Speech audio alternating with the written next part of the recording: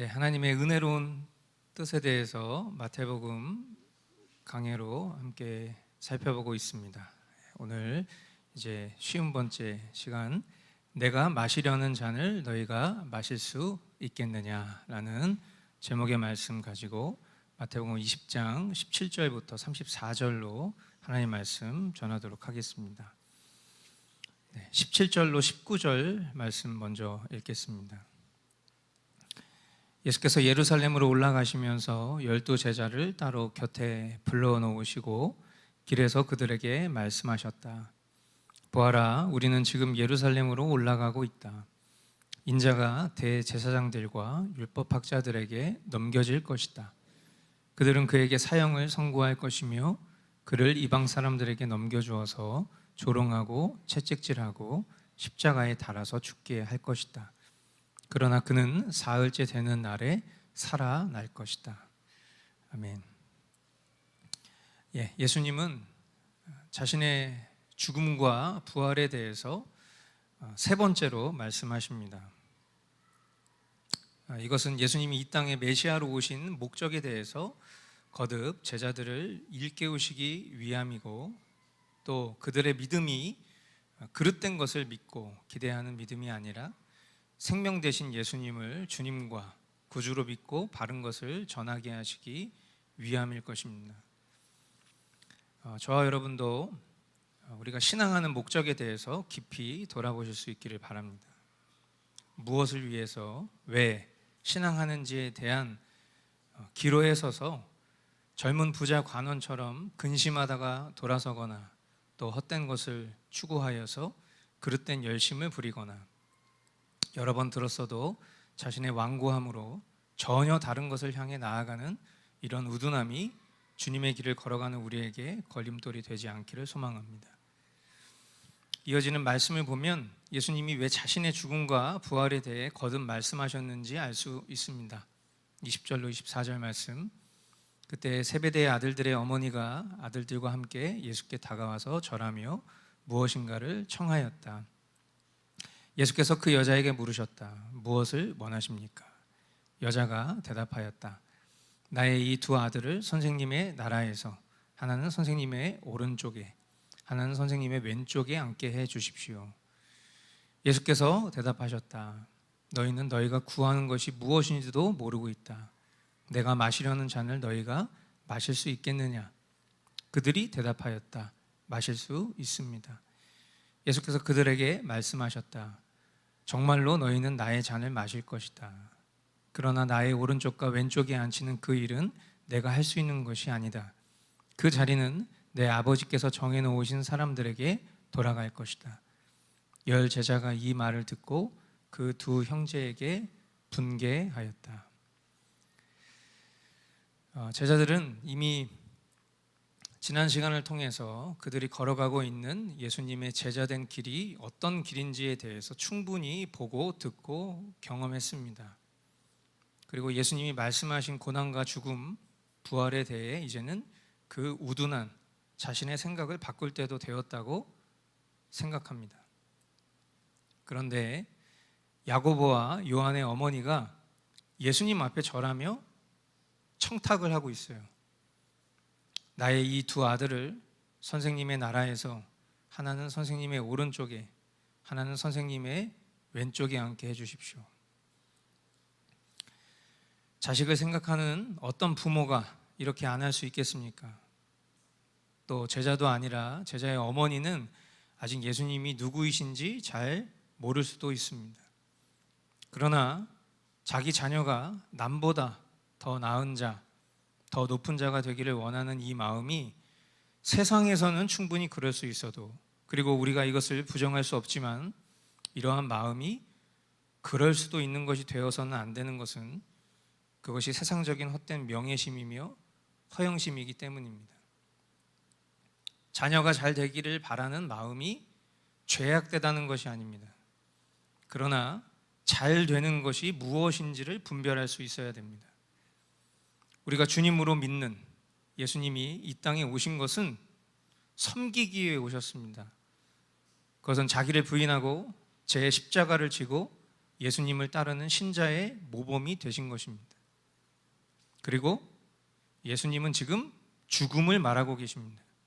그런데 그에 대한 반응은 고민 없이 마치 바로 좋아요를 누르듯 내가 하고 싶은 말을 하고 있는 것입니다.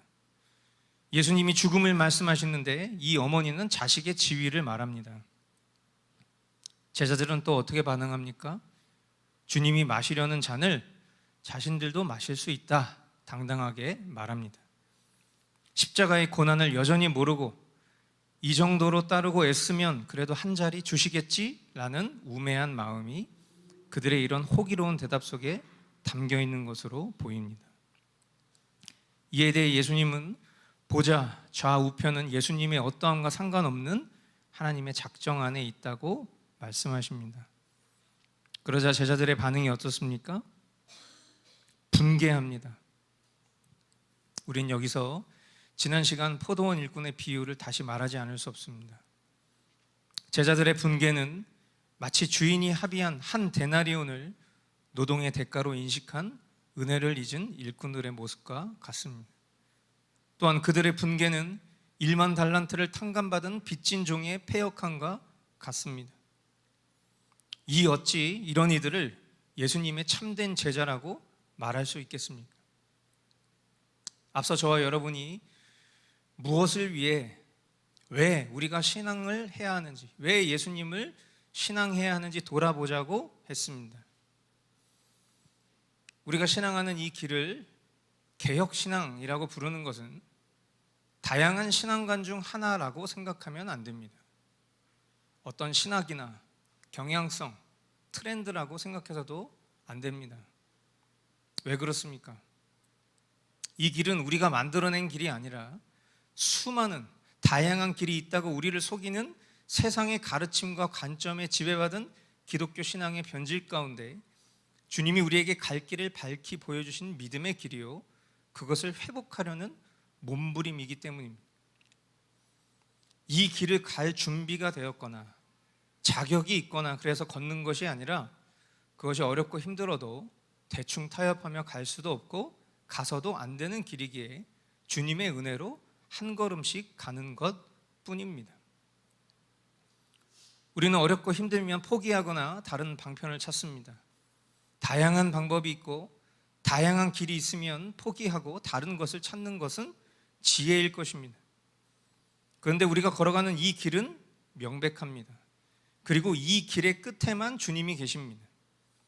그래서 우리는 돌아서지 않고 곁눈질하지 않고 힘들어도 인내하며 가는 것입니다. 성경은 우리가 걸어가는 이 길을 쉽고 안락하고 평탄하다고 말하지 않습니다. 야고보서 5장 7절로 8절, 그러므로 형제자매 여러분, 주님께서 오실 때까지 참고 견디십시오. 보십시오, 농부는 이른 비와 늦은 비가 땅에 내리기까지 오래 참으며 땅의 귀한 소출을 기다립니다. 여러분도 참으십시오. 마음을 굳게 하십시오. 주님께서 오실 때가 가깝습니다. 골로새서 1장 10절로 12절, 여러분이 주님께 합당하게 살아감으로써 모든 일에서 그분을 기쁘게 해드리고 모든 선한 일에서 열매를 맺고 하나님을 점점 더 알고 하나님의 영광의 권능에서 오는 모든 능력으로 강하게 되어서 기쁨으로 끝까지 참고 견디기를 바랍니다. 그리하여 성도들이 받을 상속의 몫을 차지할 자격을 여러분에게 주신 아버지께 여러분이 빗속에서 감사를 드리게 되기를 우리는 바랍니다. 예수님을 따르면 그분의 나라에서 내가 한 자리 차지하겠지, 우리 아들이 저분을 지지하다가 저분이 당선되면 주요 관직에 앉혀주고 드디어 우리 집도 출세하겠지, 예수님을 믿으면 아무리 그래도 내가 별 탈 없고 하는 일은 대부분 잘 되고 그래도 예수님 안 믿는 사람들보단 어려움 없겠지, 이런 내면의 생각들은 아직도 우리가 어디로부터 건져져서 어디로 향할 존재가 되었는지에 대한 망각과 무지로부터 비롯된 생각임을 다시 한번 깨달으실 수 있기를 바랍니다. 처음부터 우리에게 구원은 보장된 것이 아니었습니다. 우리 모두는 날 때부터 진노의 자식이며 어둠에서 영벌에 처할 존재였습니다. 그러나 이 말로 표현할 수 없는 존재의 변화, 구원의 은혜로 말미암아 우리는 그 은혜에 대한 화답으로 우리의 삶을 주님께 드려진 존재로 살고 있는 중입니다. 구원을 완성하기 위해 노력하는 삶도 아니고 상급과 복 받기 위해 살아가는 삶도 아닙니다. 한 데나리온이란 대가는 우리가 받을 상급이 아닌 이미 받은 최고의 복인 구원으로 충분합니다. 우리에게 남겨진 것은 그저 나를 이런 어둠에서 빛으로, 죽음에서 생명으로 옮겨주신 주님을 선전하고 그분의 영광을 위해 사는 것입니다. 그게 잘 사는 것입니다. 그런데 거듭 말씀을 통해서 보듯이 이 삶이 쉽지 않습니다. 수많은 죄악으로부터 유혹과 공격을 받습니다. 공중 권세 잡은 사탄이 우리가 하나님 나라의 백성이기 때문에 정조준하여 넘어뜨리려고 위협합니다. 참고 인내하지 않으면 누릴 수 있는 것도 누리지 못하고 상황과 감정에 지배를 받아 노예처럼 이 땅을 살고 맙니다. 자기를 부인해야 하고 제 십자가를 져야 하고 주님을 따라야 합니다. 이것이 신앙의 눌림이라면 눌림 맞습니다. 그런데 그 눌림을 피하며 살 방도가 있습니까? 오히려 그 눌림을 피하고 싶다고 피할 수 있습니까? 예수님은 뭐라고 말씀하십니까? 그러나 너희끼리는 그렇게 해서는 안 된다. 너희 가운데서 위대하게 되고자 하는 사람은 누구든지 너희를 섬기는 사람이 되어야 하고 너희 가운데서 으뜸이 되고자 하는 사람은 너희의 종이 되어야 한다. 인자는 섬김을 받으러 온 것이 아니라 섬기러 왔으며 많은 사람을 위하여 자기 목숨을 몸값으로 치러주려고 왔다. 단순히 봉사하면서 남들에게 좋은 일 하면서 살라고 말씀하시는 말씀이 아니에요. 예수님을 따르는 이 길은 결코 세상의 것과 같지 않고 쉽고 편할 수 없으며 그것은 자신의 목숨을 몸값으로 치르러 오신 예수님처럼 우리 자신을 십자가에 못 박지 않으면 따를 수 없는 것임을 말씀하는 것입니다. 어차피 죽은 몸, 그러나 살림받은 몸이면 그렇게 영원한 생명을 얻은 게 분명하다면 그 무엇 앞에 참고 인내하지 못하냐는 반문입니다. 그러나 여전히 우리는 이 믿음의 길이 다양하다고 말합니다. 그런 삶만 있는 것은 아니라고 말합니다. 그렇게 사는 사람도 있고 다른 생각과 관점을 가진 사람도 있다고 말합니다. 그런데 이 말씀 앞에서 뭐라고 항변하시겠습니까? 마태복음 7장 13절로 14절. 좁은 문으로 들어가거라. 멸망으로 이끄는 문은 넓고 그 길이 널찍하여서 그리로 들어가는 사람이 많다. 생명으로 이끄는 문은 너무나도 좁고 그 길이 비좁아서 그것을 찾는 사람이 적다. 이 말씀 하시고 나서 뒤이어 열매를 말씀하셨습니다. 오늘 우리는 본문 시점 제자들의 열매를 봅니다. 그들의 열매는 세상 지위와 명예라는 것이 확인되었습니다. 그들의 어머니도 그와 같음을 봅니다. 다행인 것은 하나님의 열린 시간편에서 그것이 그들의 최종 열매가 아닌 것이 다행일 뿐이죠. 그러나 과정 중에 미성숙하고 그릇됨이 저와 여러분에게 안도감이 돼서는 안 됩니다. 우리는 이미 진리를 분별하고 그것을 알기 때문이에요. 무지함에서 깨달음으로 책임이 우리에게로 왔습니다. 진리에 믿음을 결합해야만 합니다. 그런 의미에서 이어지는 본문은 우리에게 참 의미심장한 마음을 선사합니다. 29절로 34절 말씀. 그들이 여리고를 떠날 때에 큰 무리가 예수를 따라왔다. 그런데 눈먼 사람 둘이 길가에 앉아 있다가 예수께서 지나가신다는 말을 듣고 큰 소리로 외쳤다. 다윗의 자손이신 주님, 우리를 불쌍히 여겨주십시오. 무리가 조용히 하라고 꾸짖었으나 그들은 더욱 큰 소리로 외쳤다. 다윗의 자손이신 주님, 우리를 불쌍히 여겨주십시오. 예수께서 걸음을 멈추시고 그들을 불러서 말씀하셨다. 너희 소원이 무엇이냐? 그들이 예수께 말하였다. 주님, 눈을 뜨는 것입니다. 예수께서 가엾게 여기시고 그들의 눈에 손을 대시니 그들은 곧 다시 보게 되었다.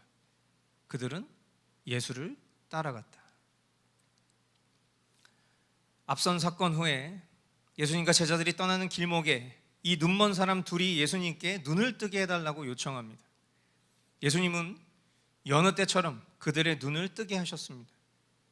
이것은 그들의 간절한 청을 가엾게 여기신 주님의 조치로 이루어진 은혜라고 본문이 기록하고 있는 진실입니다. 그리고 이 눈뜬 자들은 그로 인해서 예수님을 따라갔다고 말합니다. 이것이 그들이 예수님을 통해 신성의 영광을 받기 때문이다 생각할 수도 있겠습니다. 그런데 이들이 따라가야 할 길은 어떤 길이죠? 십자가의 길, 죽음의 길입니다. 그들이 경험한 치유는 얼마든지 그 길을 걸을 만한 가치가 있는 치유가 맞습니다. 그 치유가 그들에게 기쁨이고 감사입니다. 하지만 그 길이 어떤 길인지 모르고 따랐을 때에 그들에게는 너무도 큰 실망과 좌절이 올 것이 분명합니다. 두려움이 있을 겁니다. 고되고 고통스러운 순간이 많을 것입니다. 그럼 어떻게 할까요? 포기할 수도 있겠죠. 다른 길을 알아볼 수도 있겠습니다. 사람들의 조언을 듣고 거짓 평화를 참된 평화로 착각하는 일도 생길 수 있겠습니다. 떠지게 된 눈은 과거의 감사로 남고 더 비전이 넘치는 미래를 향해서 다른 길을 향해 고마움은 고마움으로 가슴속에 남기고 떠날 수 있겠습니다. 그러나 예수님을 따르는 길은 하나뿐입니다. 그 길은 고난의 길, 십자가의 길입니다. 다른 방도는 없습니다. 근데 그래도 괜찮습니다. 그것은 이미 우리가 받은 구원의 복으로 충분하기 때문입니다. 말씀을 맺겠습니다. 주님은 제자들에게 물으셨습니다. 내가 마시려는 잔을 너희가 마실 수 있겠느냐? 이 질문에 우리는 어떻게 대답을 하겠습니까? 예수님이 질문하신 이 질문에 그저 아무 생각 없이 SNS에 좋아요 누르듯이 당연하죠, 주님, 아멘입니다 라고 대답한다면 우리는 뒤이은 제자들의 반응처럼 붕괴하고 상황과 환경에 낙심하고 기분에 취해 십자가의 길을 경건한 종교인 행사하면서 걷게 될 것입니다. 그러나 주님이 마신 그 잔은 저와 여러분의 죄를 대속한 십자가 고난과 죽음의 잔입니다. 이것은 우리를 위한 주님의 오래 참으심의 열매입니다. 이제 주님이 우리에게 물으신 이 잔은 우리가 살아야 할 삶에 녹아 있습니다. 그것에 대한 대답이 그리 간단하지 않습니다. 하지만 그렇다고 다른 길은 없습니다. 방도가 없습니다. 그렇다고 고역스럽고 괴롭기만 한 것은 아닙니다. 오히려 기쁘게 갈 수 있다고 주님은 말씀하셨어요. 주님이 나보다 먼저 가신 그 길을 주님이 나와 함께 동행하시며 걸어가 주시고 계시기 때문입니다. 우리는 날마다 말씀을 통해 주님과 동행합니다. 하지만 그 말씀을 보는 행위에 집중되고 그 말씀이 날리면 아무리 신실했어도 결과는 가면만 남을 것입니다. 말씀 앞에 서는 곳조차 없다면 바람 불면 다 날아갈 것입니다. 우리가 사는 오늘은 생각보다 매우 가까이 주님의 날에 근접해 있습니다. 멸망으로 가는 넓고 광활한 길로 가시겠습니까? 좁고 협착하지만 주님이 걸으신 그 길을 걸으시겠습니까? 주님 곧 오십니다. 기도하겠습니다.